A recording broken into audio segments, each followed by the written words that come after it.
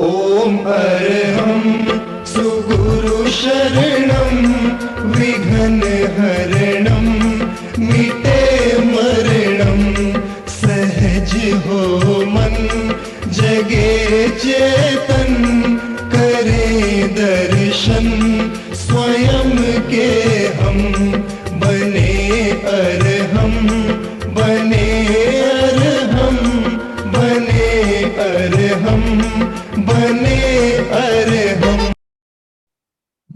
परम पावन परम आराध्य प्रातः स्मरणीय आचार्य श्री महासमन जी के चरणों में सत सत नमन करते हुए हम आज प्रातः का सेशन प्रारंभ कर रहे हैं।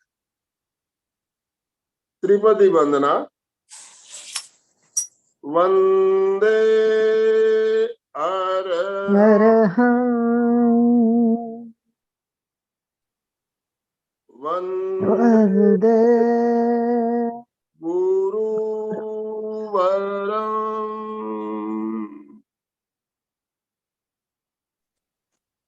वंदे वन्दे सत्यं। सत्यम्।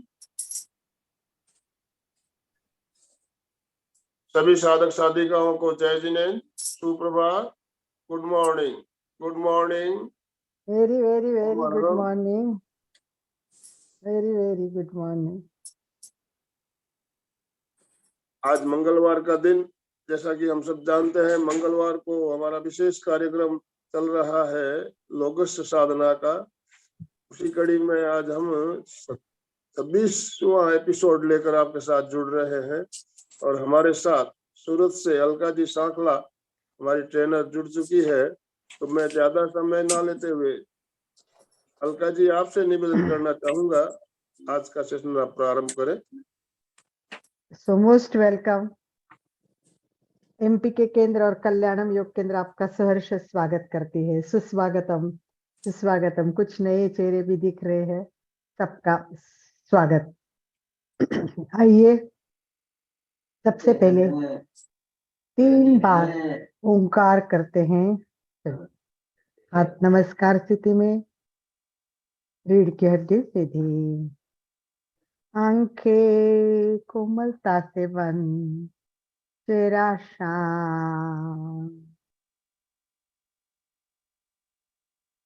गहरी एकाग्रता, पूरी जागरूकता के साथ 3 बार ओंकार के लिए तैयार। ओंकार करने से पूर्व लंबा गहरा श्वास लेना ना भूलें और म के लिए अधिक समय देना है। श्वास भरें,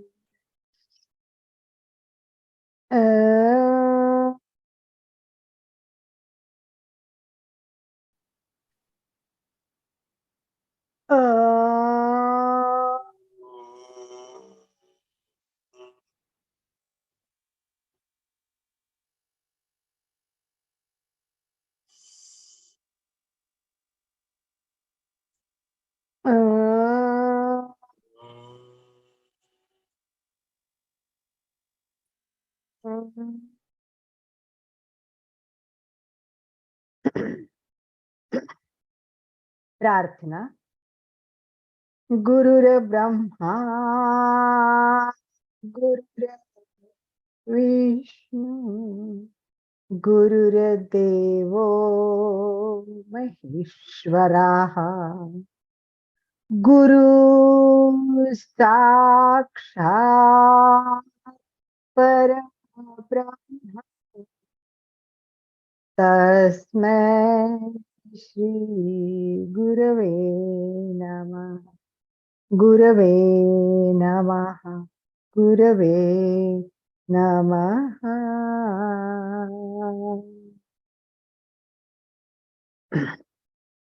अगर याद हो तो लास्ट क्लास हमने शुरू की थी और उस समय हमने अभिषेक के बारे में जाना था।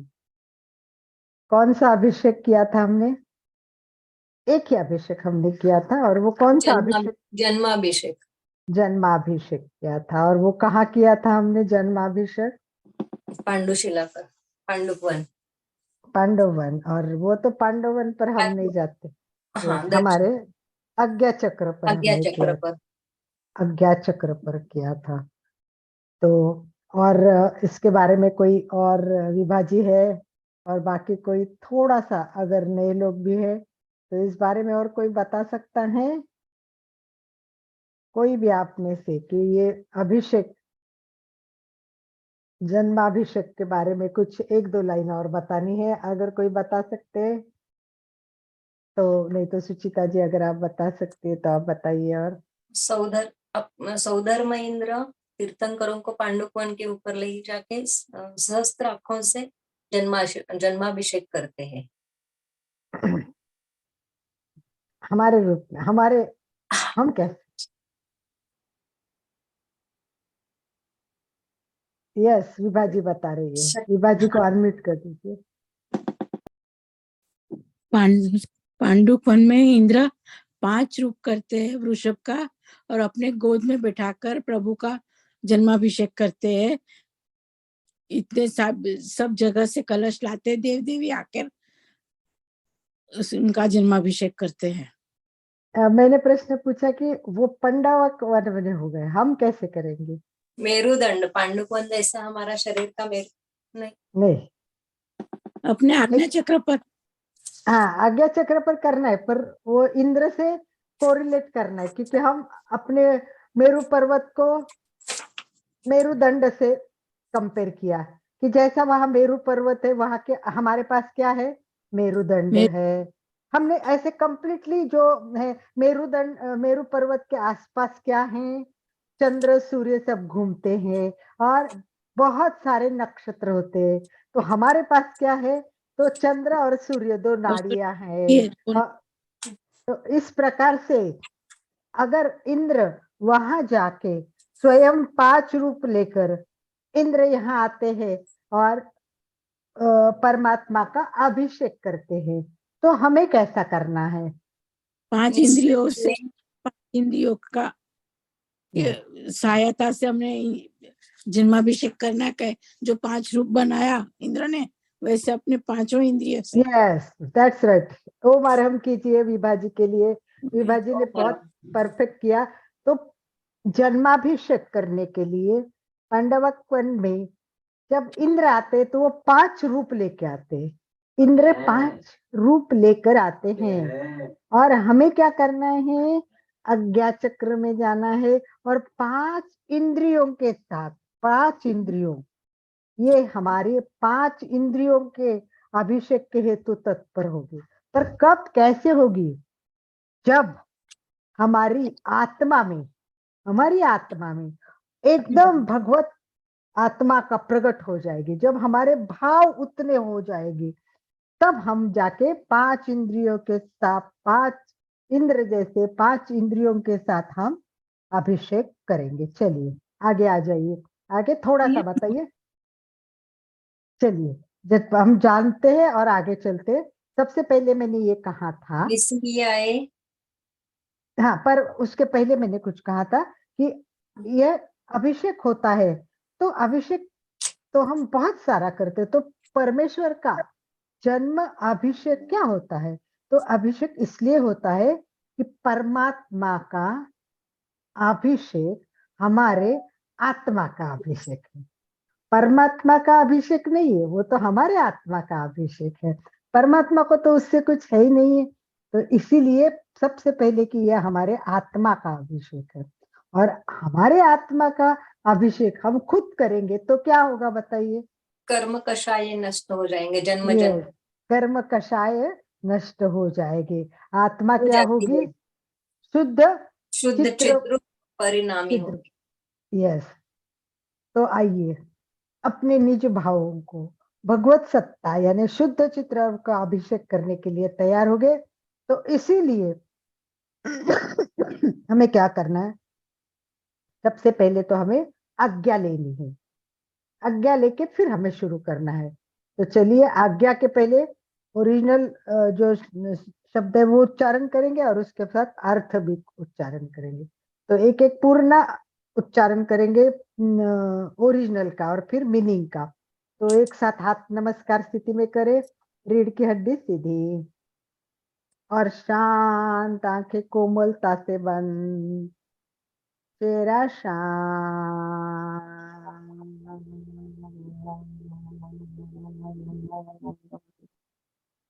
जन्माभिषेक के लिए हमें मेरू पर्वत के पंडवक वन के अभिषेक शिला पर जाना है, पर उसके लिए आज्ञा प्रज्ञान करना बहुत आवश्यक है।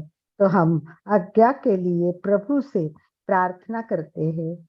निस्सिहाय निस्सिहाय अनुजान अनुजानाः मे मी उग्गहम मेमि उग्गहम् निसिहि निस्सिः ओह कायम अहो कायं काये संपासम काये सम्पास खमणी जोभे किलामो। खमनिजोभे किलामो। हे प्रभु, आपके सानिध्य में आने की आज्ञा प्रज्ञान करे। हे हे प्रभु, प्रभु, आपके आपके सानिध्य में आने की हमें आज्ञा प्रदान करे।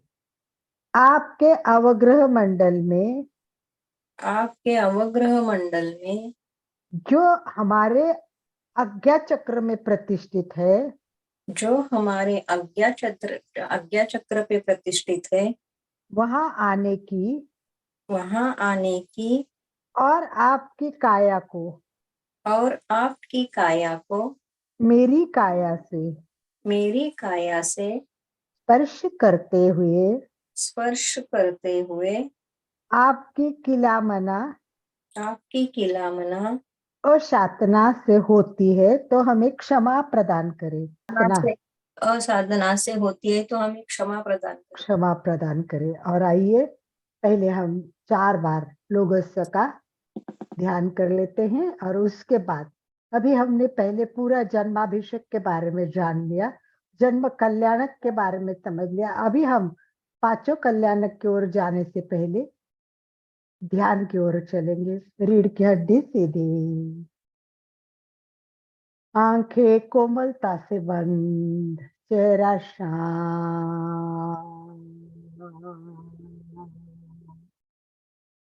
गहरी एकाग्रता और पूरी जागरूकता के साथ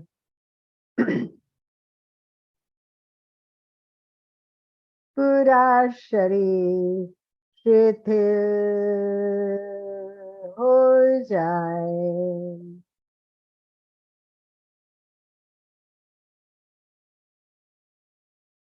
हमें शिथिलता का सुझाव देना है एवं शिथिलता का अनुभव करना है। पैर के अंगूठे से लेकर सिर तक शरीर का प्रत्येक अवयव शिथिल हो जाए, शिथिल हो जाए। बंद आंखों से अवयव ध्यान करें, यानी प्रत्येक अवयव पे मन से जाना है। कहीं भी तनाव हो तो सूचना देनी है, शिथिल हो जाए। और अनुभव करें शरीर का प्रत्येक अवयव शिथिल हो रहा है, शिथिल हो रहा है,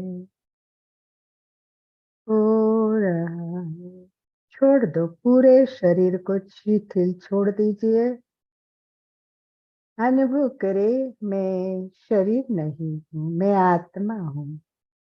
और छोड़ दीजिए संपूर्ण शरीर शिथिल हो गया है।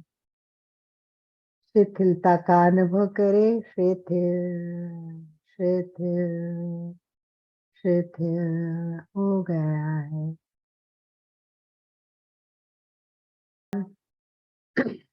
एक एक चक्रों पे जाना चाहिए।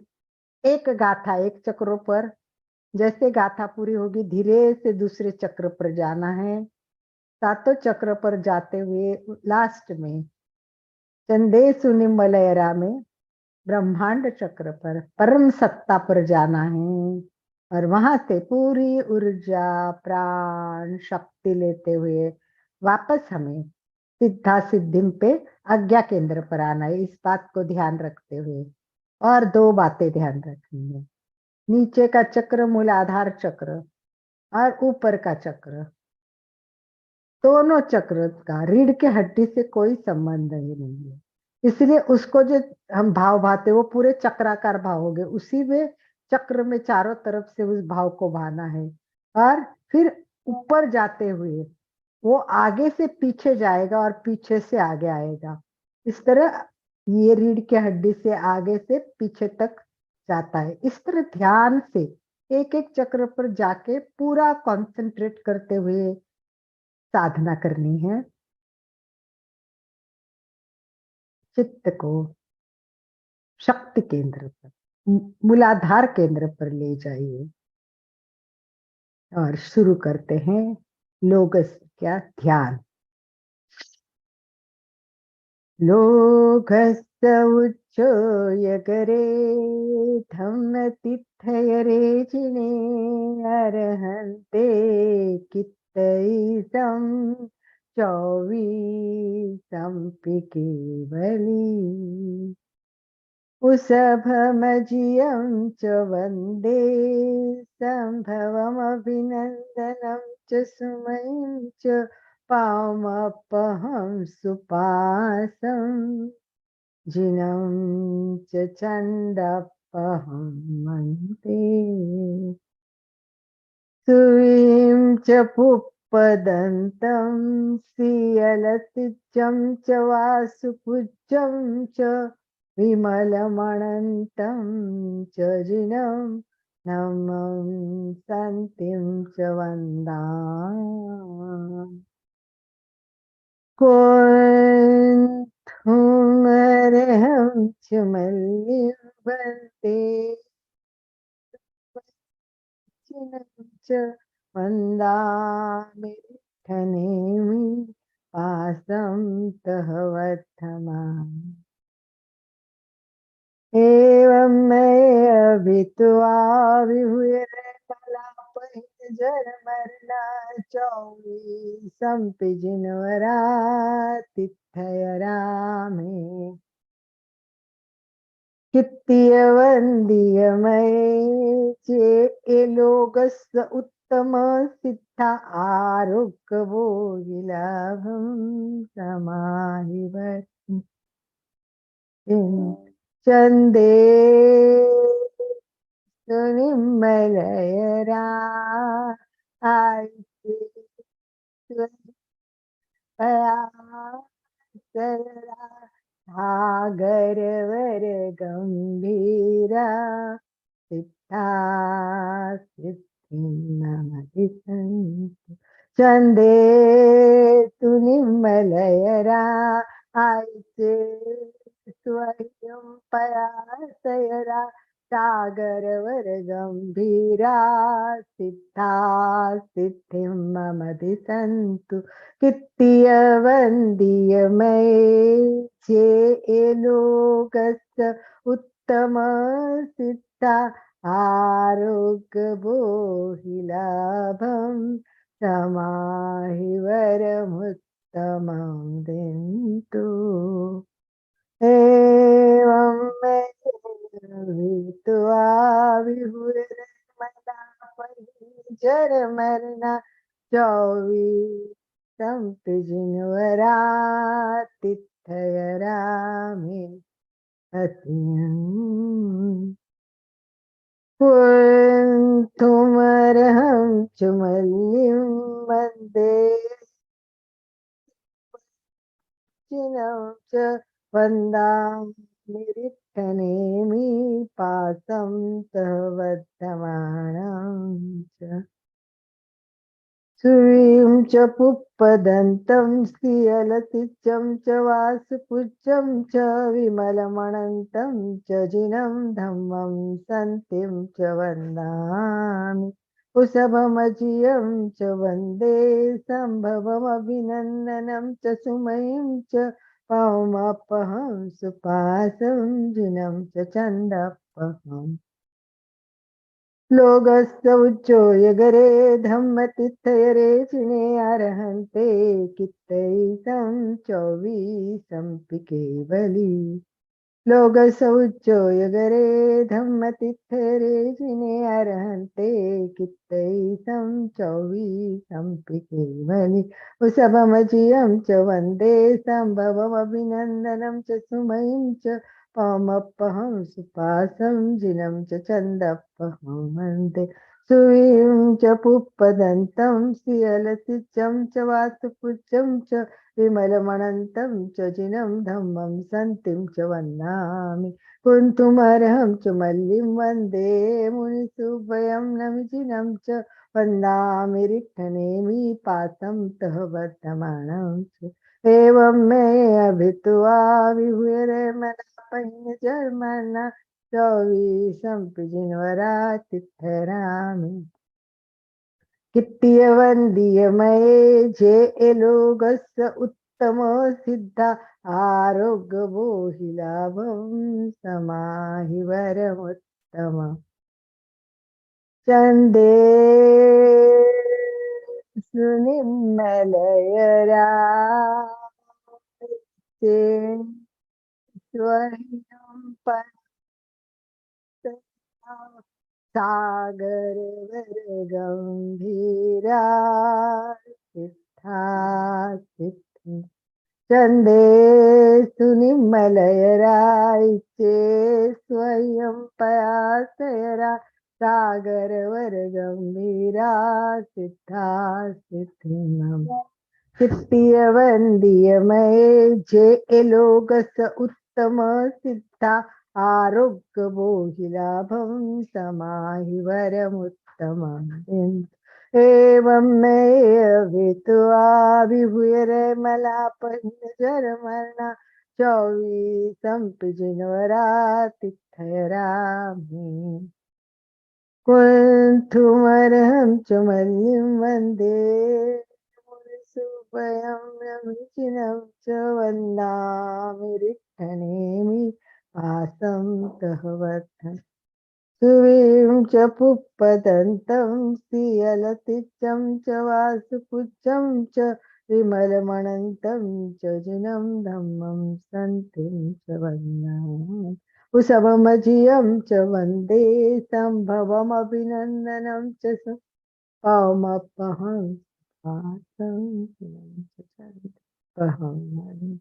लोगस्य उच्चोयगरे धम्मतिथयरे चिणे अर्हन्ते कित्तैतं चौवीसंपि केवली लोगस्य उच्चोयगरे धम्मतिथयरे चिणे अर्हन्ते कित्तैतं चौवीसंपि केवली उशभमजियं च वन्दे सम्भवमभिनन्दनं च सुमयीं च पौमपहं सुपासं जिनं च चन्दपहं सुवीं च पुप्पदन्तं श्रियलतिचं च वासुपुच्छं च विमलमणन्तं च जिनं धम्मं सन्तिं च कुन्थुमर्हं च मल्लिं वन्दे मुनिसुभयं नमिजिनं च वन्दामि रिक्तनेमि पासं तवत्तम् एवं मे अभित्वा विभुरमलापन्यजन्मना चौवीसंपि जिन्वरातिथरामि कित्तीय वन्दीयमये जे लोगस उत्तम सिद्धा आरोग्य बोहिलाभं समाहि वरम् चंदे सुनिमलयरा आयचे स्वयं पयासरा सागर वर गंभीरा सिद्धा सिद्धिर्मम चंदे सुनिमलयरा आयचे स्वयं पया सागर वर गंभीरा कित्तीय वंदीयमये जे लोगस उत्तम सिद्धारोप भोगिलाभं समाहि वरमुत्तम एवं मैं भित्वा विहुरे मला पहिन जन्मना चौबीसं पिजुमरा तिथराम कुंथुमर्हं चुमल्लिं वन्दे मुनिसुभयं नमशिनं च वन्दामि रिट्टनेमि पासं च सुवीं च पुप्पदन्तं सीयलतिचं च वासुपुच्छं च विमलमणन्तं च जिनं धम्मम् कुसभमजियं च वन्दे सम्भवमभिनन्दनं च सुमयं च पवमपहं लोकस्य उज्जोयगरे धम्मतितयरे अर्हन्ते कित्तैतं चौवीसं पितॄन् लोकस्य उज्जोयगरे धम्मतितयरे अर्हन्ते कित्तैतं चौवीसं पितॄन् कुसभमजियं च वन्दे सम्भवमभिनन्दनं च पवमपहं चिरं च छन्दः सुवीं च पुप्पदन्तं सीयलतिचं च वासुपुच्छं च विमलमणन्तं च जिनं धम्मम् कुन्थुमरं च मल्लिं वन्दे मुनिसुभयं नमिचिनं च वन्दामि रिट्टनेमि पासं तवत्तम एवं मैं अभित्वा विभुरमलापैन जन्मना चौबीसं पिजुमराति कित्तीय वन्दीयमये जे लोगस उत्तम सिद्धारोप बोहिलाभं समाय चंदे सुनिर्मल के पयासरा सागर वर गंभीरा सिद्धा सिद्धिं चंदे सुनिर्मल के स्वयं पयासरा सागर वर गंभीरा कित्तीय वंदीयमये जे लोकस उत्तम लोक बोलिलाभं समाय एवं मैं अभित्वा विहुरमलापैन जन्मना चौबीसं पिजुमरा तिथराम कुन्थुमरं च मल्लिं वन्दे मुनिसुभयं तवत्थमानं च सुवीं च पुप्पदन्तं सीयलतिचं च वासुपुच्छं च विमलमणन्तं च सबमजियं च वन्दे सम्भवमभिनन्दनं च पवमपहं सुखासं लोकस्य उज्जोयगरे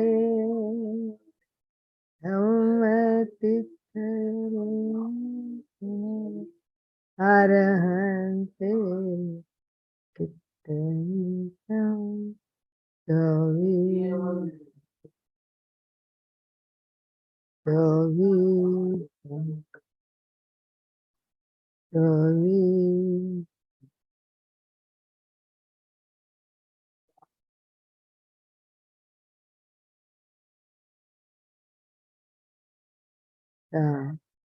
आनंद की अनुभूति और प्रसन्नता के आंखों के सामने 24 केवली, उसी केवली को याद करें जो 24 है, उनका कीर्तन करें।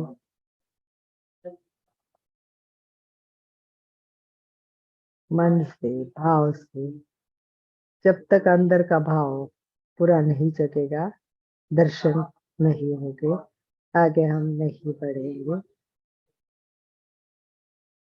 शांति, शांत, आनंद, प्रसन्नता के साथ धीरे से दोनों हाथ आंखों पे रखें।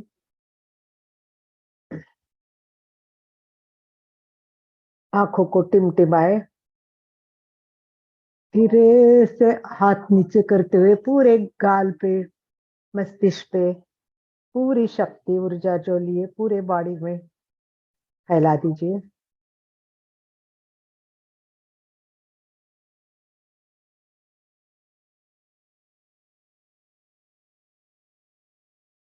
ओम अरहम।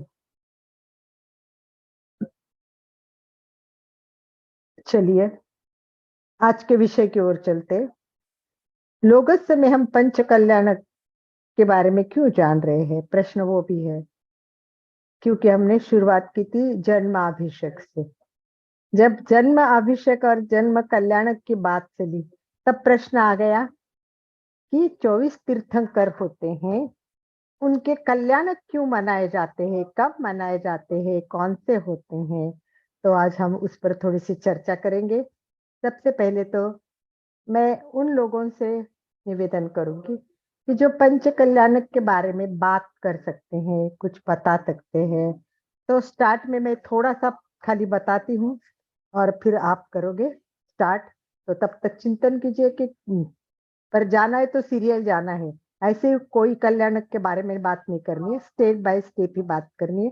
जैसे पंच कल्याण जैन ग्रंथों का जो सारा लिखा हुआ सार है, जो जैन ग्रंथों के अनुसार 5 मुख्य घटनाएं हैं, 5 मुख्य घटनाएं जो सभी तीर्थंकरों के जीवन में घटित होती है, सभी तीर्थंकरों के जीवन में घटित होती है। और इसे क्या कहते हैं, पंच कल्याणक कहते हैं, पंच कल्याणक कहते हैं।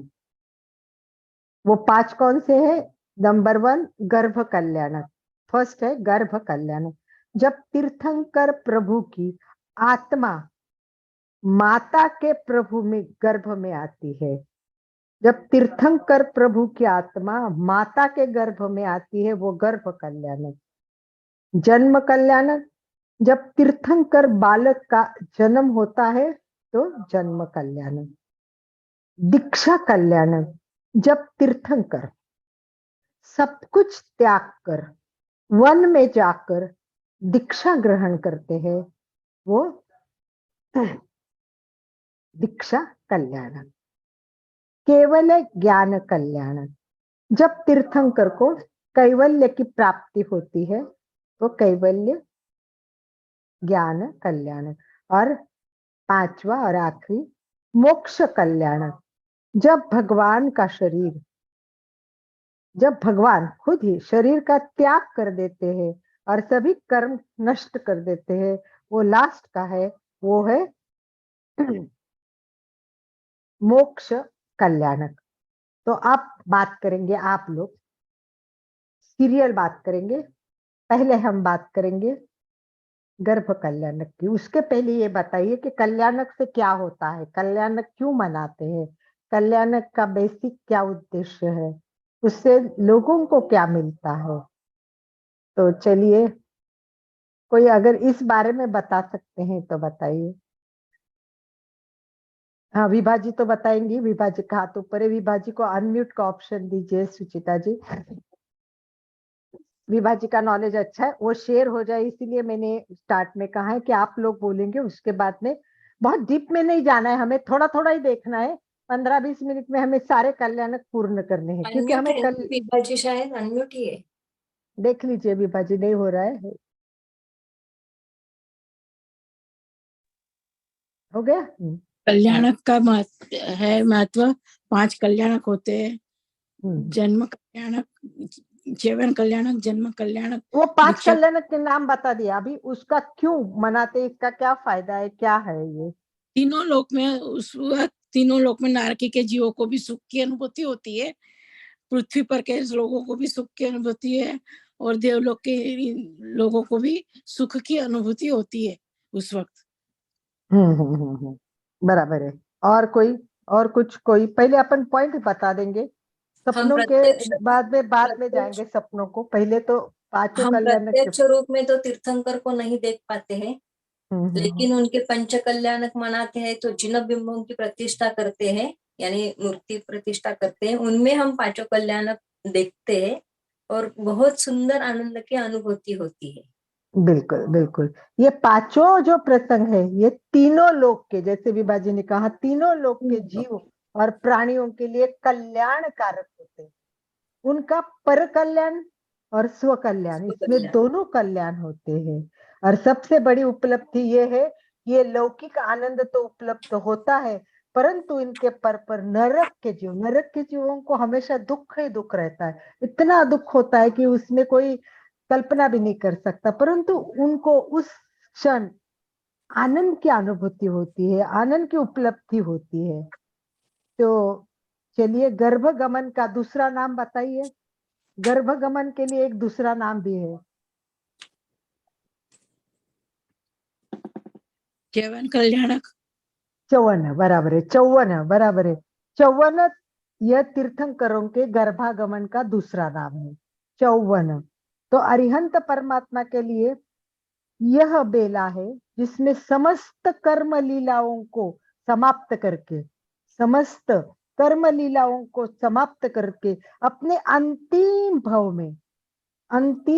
में देह रूप में वो प्रत्यक्ष सद्भाव पाते हैं। तो ये अंतिम भव होता है उनका, और उसमें सारे कर्म कटा के ये यहाँ पहुंच जाते हैं। और बताइए कुछ, या फिर मैं बता देती हूँ, फटाफट थोड़ा सा शॉर्ट बता देती हूँ। ये प्रवेश द्वार है, ये प्रवेश द्वार है। यहाँ आए वो प्रवेश द्वार है। अनेक जीवों पर अनुग्रह करते हैं, उनका उद्धार करते हैं, निस्तार करते हैं। ये कैवल्य प्राप्ति केवल प्रवेश पत्र है, ये अंतिम भव है। लक्ष्य होता है सिद्धि का, तो सिद्धि के लिए वो यहाँ तक पहुंच जाते हैं। तो इस प्रकार नंबर एक, शॉर्ट में बताती हूँ। इनका जन्म होता है वो हमेशा उच्च प्रधानता होती है, उच्च प्रधान कुल में ही होता है। वो जो कुल होता है वो अधम कुल, तुच्छ कुल, दरिद्र कुल, कृपण कुल ऐसे नहीं होते हैं। ये होते हैं वो ऐसे राजकुल, इक्ष्वाकुल, क्षत्रिय कुल, हरिवंश। तो पहला पॉइंट है कि उनका जन्म होता है वो उच्च प्रधानता में होता है। दूसरा होता है चौवन एवं जन्म के समय, चौवन एवं जन्म के समय अरिहंत प्रभु को मति ज्ञान, श्रुत ज्ञान और अवधि ज्ञान, ये तीन ज्ञान की प्राप्ति होती है सबसे मेन। अब वो कौन से वो उस पर अपन डिटेल में नहीं जाएंगे, बस इतने जाएंगे। और उसके बाद जो चंद्र जी ने चार्ट में लिखा था, उसके बाद आता है कि अरिहंत गर्भावस्था में होते हैं, तब सर्व दिशा में, चारों दिशा में अंधकार निकल जाता है, सारा प्रकाश में हो जाता है, सारा का सारा प्रकाश होता है। ऐसे बिजली के भांति चमक हो जाती है उस टाइम, सर्व दिशा में इतना प्रकाश आता है, ऐसे रजकन हो जाते हैं कि जिस नक्षत्र में चौवन होता है उसी नक्षत्र में जन्म होता है, उसी नक्षत्र में दीक्षा, और उसी नक्षत्र में केवल ज्ञान कल्याणक होता है। ये भी एक इंपॉर्टेंट बात है। अरिहंत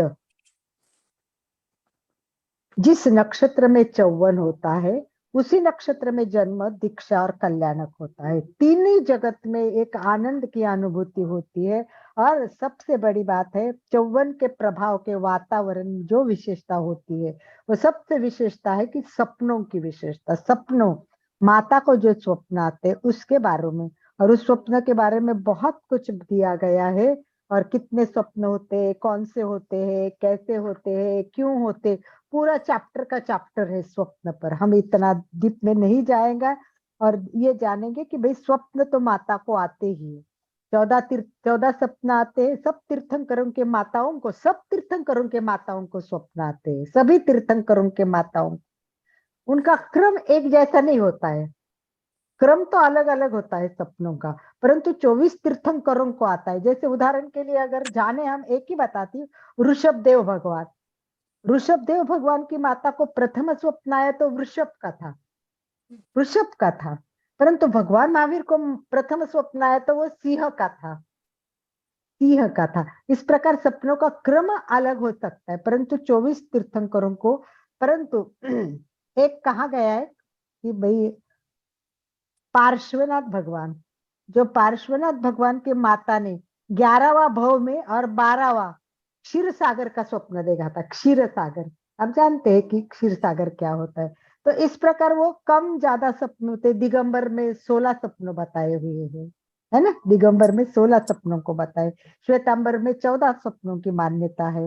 वो कैसे क्या है हम इसमें नहीं जाएंगे, परंतु उसका फल बहुत अच्छा था। एक एक एक एक एक, एक 14 फलों का वर्णन भी किया हुआ है। तो चलिए, गर्भ का तो हमने देख लिया कि इंद्र भूमंड पर खुद आता है। इंद्र भूमंड पर आकर प्रथम जिनेश्वर माता को 3 प्रदक्षिणा करता है, प्रणाम करता है। इसके बाद माता की स्तुति करता है, प्रशंसा करता है, नारी पद प्राप्त की गौरव में आदर्श प्रस्तुत करता है, और बाद में गर्भस्थित जिनेश्वर की भी स्तुति करता है। ये सब पहले पहले अपने कल्याणक में आ जाता है। तो इस प्रकार भगवान खुद आके ये सब करते हैं। अब आते हैं जन्म कल्याणक पे। चलिए, जन्म कल्याणक के बारे में बोलिए, जो बोलना है कुछ बोलिए, वरना फिर मैं तो बोल ही रही हूँ। मैं भी नहीं जानती थी, पर मुझे भी इच्छा थी कि पांचों कल्याणक थोड़ा सा क्लियर हो जाए। इसीलिए मैंने सोचा कि चलो लेक्चर रखते तो हम पूरा ग्रंथ पढ़ेंगे, तो हम थोड़ा सा उसके बारे में जानेंगे। चंदू जी बताना चाहते हैं तो बता सकते हैं। चंदू जी को अनम्यूट कर दीजिए।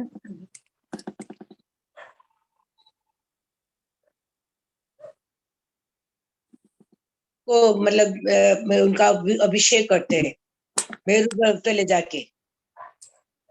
चलिए ठीक है, आगे बताइए, कोई पॉइंट बता रहे हो कोई तो। मतलब वही वाला 64 देव इंद्रिय उनका जन्माभिषेक करते हैं, मतलब मेरू पर्वत ले जाके। ठीक है ना, जन्म अभिषेक के दिन। करते हैं, पहला एक अभिषेक। और बताइए कुछ। तब माता के पास धन धान्य की ना वृद्धि होती है। ठीक है, एक पॉइंट हो गया। सेकंड पॉइंट पे चलिए। माता के पास में वैसा ही एक रूप बनाकर सुला देते हैं और तीर्थंकर भगवान को मेरू पर्वत पर ले जाते हैं और वहां उनका अभिषेक करते हैं। Yes yes, that's correct. Yes correct. देखो, तीर्थंकर के अतिरिक्त किसी के भी जन्म को जन्म कल्याणक नहीं कहते हैं। सबसे पहली बात, ओनली तीर्थंकर के उनको कहते हैं जन्म कल्याणक कहते हैं। प्रभु के जन्म को जन्म कल्याणक कहा जाता है जिनका जन्म ही कल्याण करने वाला होता है। जन्म ही कल्याण करने वाला है। असंख्य आत्माओं का उद्धार होता है। अरिहंत के पंच कल्याणक में जन्म कल्याणक का स्थान द्वितीय स्थान। जन्म कल्याण का स्थान द्वितीय स्थान। जन्म के अवसर पर देव देविया सबका आगमन हो जाता है। वो एक महोत्सव मनाते हैं, और ये विशेषता है। ये बहुत सारे बातों उसमें एक्सप्लेन किए जाते हैं, परंतु सबसे बड़े बात यह है कि जिस समय अरिहंत भगवान जन्म दे लेते हैं, या अरिहंत भगवान का जन्म होता है, अरिहंत भगवान का जन्म होता है, उस समय जन्म के प्रभाव से, उनके जन्म के प्रभाव से क्या होता है, तीनों लोगों में अंधकार का नाश करने वाला एक क्षण भर के लिए प्रकाश सा फैल जाता है। एक पूरा प्रकाश फैल जाता है। इसके बहुत सारे प्रकाश कैसा होता है, क्या होता है, वर्णन है, परंतु शॉर्ट में इतना कि जन्म कल्याण के प्रभाव से तीनों लोगों में आनंद ही आनंद होता है। सबका कल्याण होता है। इसमें जीव, मनुष्य, जलचर, स्थलचर, खेचर आदि सभी प्राणी की तरह अपूर्व सुख प्राप्त करते हैं, और इसका परिणाम प्रकृति पर भी होता है। केवल मनुष्य पर नहीं, प्रकृति पर भी होता है। पूरा जो वातावरण है वो अद्वितीय सा होता है, सुंदर होता है, अपूर्व होता है। वो दृश्य बहुत सुंदर, शीतल, मंद, सुगंधित ऐसी एक हवा वातावरण में आ जाती है। प्रत्येक व्यक्ति के मन में खुद ही खुद आनंद निर्माण हो जाता है। उसके बाद बहुत वर्णन किया है कि प्रभु के जन्म पर 56 दिशा कुमारियों का आगमन होता है। वो 56 दिशा कुमारी क्या होती है उसका भी बहुत सारा वर्णन दिया है। तो हमें इतना नहीं जानना है, इतना ही जानना है कि 56 दिशा कुमारियों द्वारा जन्म उत्सव मनाने के पश्चात देवताओं के आसन चलायमान हो जाते हैं। देवताओं के आसन भी चलायमान हो जाते हैं। तीनों कारणों से अरिहंत का जन्म भी एक उसका महत्वपूर्ण कारण है। और इस प्रकार सभी के सभी आकर ये जन्म मना लेते हैं। ठीक है। और डिटेल में मुझे लगता है कि जाने की अपने को अभी जरूरत नहीं है, क्योंकि समय की ओर देखते हुए हम जन्म कल्याणक को समझ लिया है। और उसके बाद क्या आता है, प्रवज्य कल्याणक। प्रवज्य कल्याणक यानी अरिहंत परमात्मा स्वाधारक तो होते ही है, परंतु विश्व उद्धारक भी होते हैं।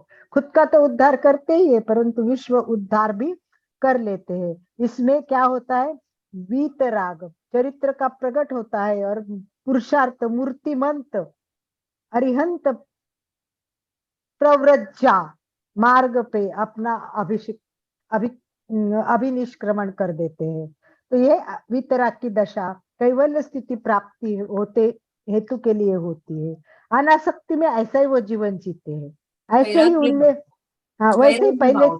पहले ही अनासक्ति का भाव तो होता ही है, परंतु स्वज्ञान के लिए, ये स्वयं प्रव्रज्य के लिए दिशा के 1 वर्ष पूर्व वो बता देते हैं कि मैं 1 वर्ष के पश्चात प्रवज्य ग्रहण करूंगा। वो पहले ही डिक्लेयर कर देते हैं कि ऐसा निर्णय लेते हैं। और इस निर्णय को ब्रह्म नामक 5वें कल्प में स्थित लोकांतिक देव आसन कप्प ये जानते हैं कि अब ये होने वाला है, ये अवसर आने वाला है। इस प्रकार का पहले ही इनकी जानकारी देते हैं। अरिहंत भगवान मैं अभिनिष्क्रम करूंगा ऐसा निर्णय करते हैं। वो खुद ऐसा निर्णय करते हैं।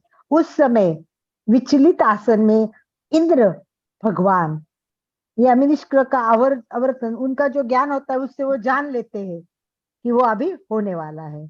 फिर क्या करते हैं, वो वर्ष भर दान करते हैं। 1 वर्ष, देखो भगवान पहले डिक्लेयर कर देते 1 साल पहले कि मैं करने वाला हूँ, मैं अभिनिष्क्रम करने वाला हूँ, और उसी समय 1 वर्ष ज्ञान मतलब दान करते। वो तो इतना जबरदस्त वर्णन है कि मुझे पढ़ते समय समझ में नहीं आ रहा था कि उस जमाने में ऐसा होता था, कैसे होता होगा। तो उसमें कहा गया है कि इसमें इतना दान होता है प्रतिदिन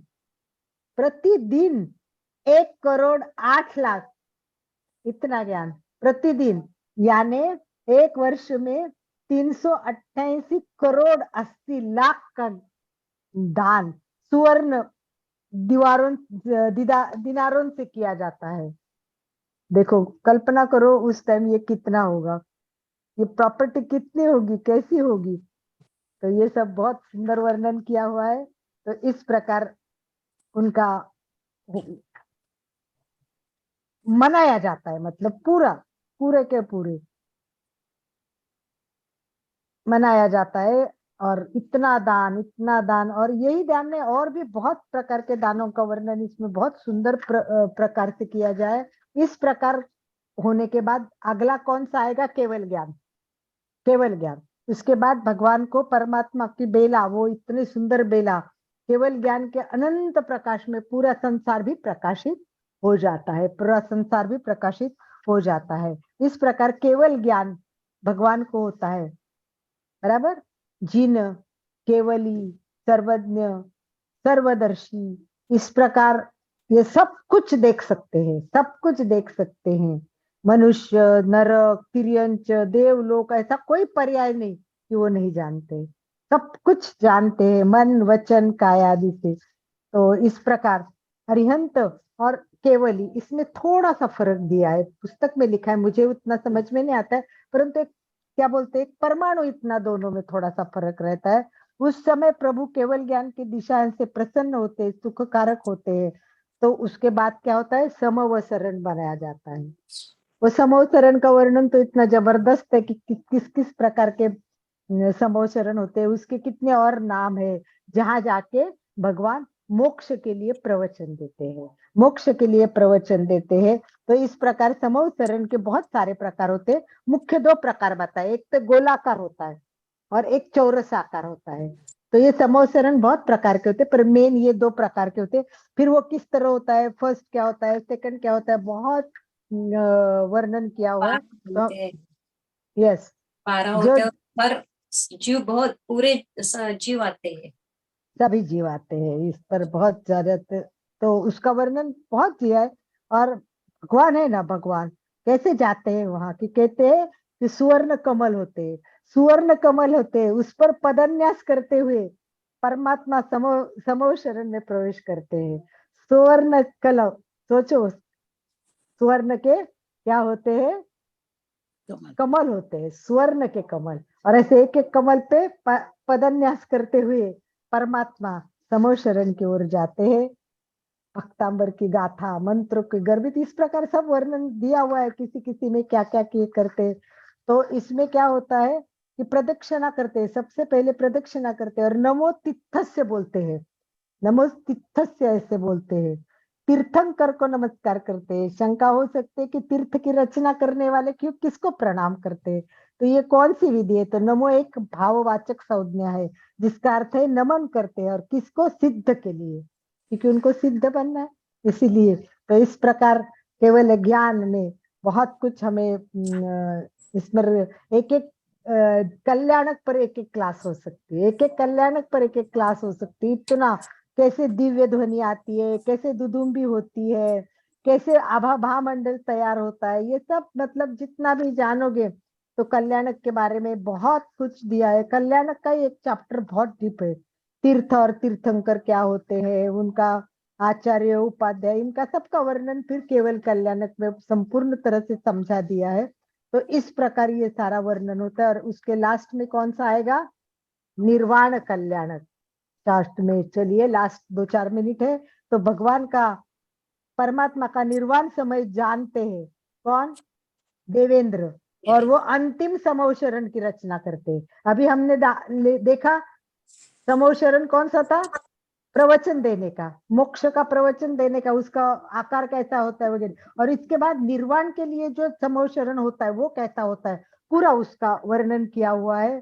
तो भगवान जब निर्वागमन के अवसर पर कैसे करते हैं, कैसा क्या क्या होता है, इतना डीप में वर्णन है। तो जैसे मैंने आपको कहा कि एक एक कल्याणक पर एक लेक्चर हो सकता है।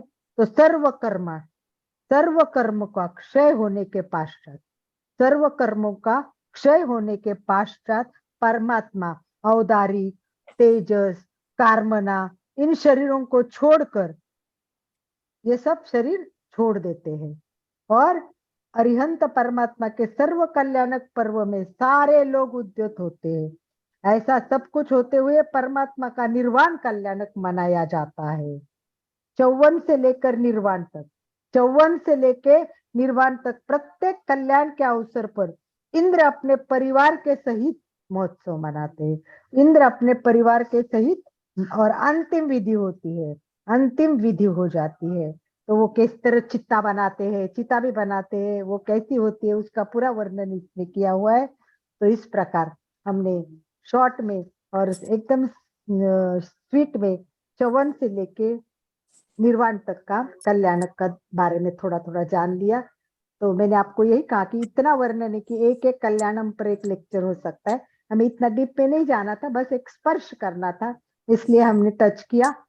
तो चलिए अंतिम क्षण के लिए चलते हैं, हम भी हमारे क्लास के समापन की ओर चलते हैं। उसके पहले किसी को कुछ पूछना है तो बात कर सकते हैं, कोई बात करनी है तो। यस, कैसा लगा? सबको मजा आया? थोड़ा सा बेसिक नॉलेज मिल गया, कुछ ना कुछ? यस, बहुत थोड़ा सा। सुंदर मीता जी, बहुत सुंदर। अपना जो लोगस्य का चल रहा है वो तो बहुत सुंदर है, उसके अंदर अभी डीप में जाके कल्याणक मना रहे हैं हम, बहुत सुंदर। बस चलिए एक बार हम लास्ट में केवल नाम का एक बार सातों तीर्थंकरों के नाम जीन और 3.5 आवर्तन में एक बार लास्ट करके समापन करते। 2-3 मिनट बाकी है। और एक प्रश्न पूछूंगी मैंने पहली बार जब आपको ध्यान करवाया तब मैंने अनेक सूचनाएं दी थी आपको, सारी कायो सर की सूचना, ये सूचना, पर एक सूचना मैंने जानबूझ कर नहीं दी थी। किसी के ध्यान में आई क्या कि मैंने कौन सी सूचना नहीं दी थी? एक सेकंड के लिए चिंतन कीजिए। एंड तो कर ही रहे हम। चक्रों पर एक जाने की नहीं, वो तो दी थी मैंने, चक्रों पर जाना है धीरे धीरे, एक चक्रों पर। एक सूचना मैंने जानबूझकर छोड़ी थी कि ध्यान में वो भी जरूरी होती है, पर कितने लोगों के ध्यान में आती है कि ये, और वो अपने आप कर रहे हैं क्या? Yes, anyone? Just guess. चलिए, समय से पूरा हुआ इसलिए मैं टाइम नहीं वेस्ट करती। मैंने हाथ की मुद्राएं नहीं बताई थी आज, मुद्रा करनी है। बस आंखें कोमलता से बंद, चेहरा शांत और स्थिर करवा दिया और हाथ की मुद्रा छोड़ दी थी। मैं यही जानना चाहती हूँ आगे आगे इस तरह एक बात छोड़ूंगी और देखती हूँ कितना ध्यान है और कौन बोलेगा कह रहे आपने ये नहीं बताया था, पर मैंने तो कर ली, मैंने तो मुद्रा अच्छी बना ली और सोचा भी आज अलका जी ने मुद्रा नहीं बताई, ऐसे मन में सोच के फिर मैंने मुद्रा बनाई। इस तरह ध्यान रखना, अगले मेरे कार्यक्रम में इसी तरह रहेगा। तो चलिए, आंखें कोमलता से बंद, चेहरा शांत, हाथ की अब मुद्रा करे, पूरा शरीर पैर शिथिल, प्रतिमा के भांति स्थिर। एक एक चक्र पर, 7 चक्र पर जाइए, जिन से नीचे आइए और फिर 3.5 आवर्तन में करके हुए प्रार्थना करेंगे। कुसभ अजिज संभव अभिनंदनम च सुमयीं च पावमपहं सुपासम जिणं चंदप सुविहिं च पुप्पदन्तं सीयलतिचं च वासुपुच्छं च विमल अनन्तं च जिणं धम्मं सन्तिं कुन्थुम् अरहं च मल्लिं मुनिसुव्वयं जिणं रिट्ठनेमि पासं तः वर्धमानम्। दोनों हाथ नमस्कार करते हैं।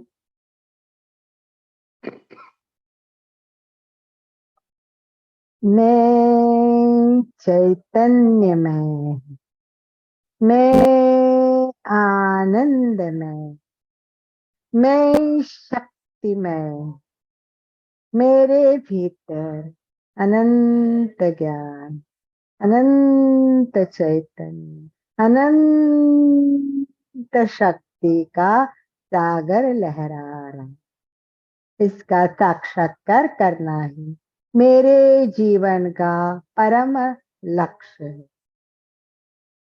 आगे सुचिता जी बोलिए। आज का दिन मंगल भावना, हमारा आज का दिन मंगलमय हो, आनंदमय हो, शांतिमय हो। इन्हीं शुभ भावनाओं के साथ ओम शांति शांति शांति। प्रतिज्ञोस में हम सब गुरुदेव के आभारी, प्रतिज्ञोस में हम सब गुरुदेव के आभारी, प्रतिज्ञोस में हम सब अलका जी के, आनंदमल जी के आभारी। ओम अरहम, ओम सुचिता अरहम। जी के भी आभारी है, एकदम समय पे सभी स्टार्ट करवा देती है। आनंद भाई जी भी एक पुणे में रहते हुए आराम से इस भरोसे पे कि चलो सुचिता जी सब कर रही है और हम सब एक दूसरे का साथ, फिर एक दूसरे का विश्वास, इसी के साथ और मैं बीच बीच में सुन रहा था, पूरा नहीं सुन पाया, अभी रिकॉर्डिंग देखूंगा मैं। बहुत बहुत धन्यवाद अलका जी, आपका बहुत बहुत धन्यवाद। ओम अरहम, ओम अरहम, ओम अरहम, ओम अरहम। सबको बहुत बहुत धन्यवाद के साथ, सबका दिन आनंदमय और तीर्थमय हो। कल्याण को याद करते हुए हम भी अपना कल्याण करें इसी भाव के साथ। ओम अरहम।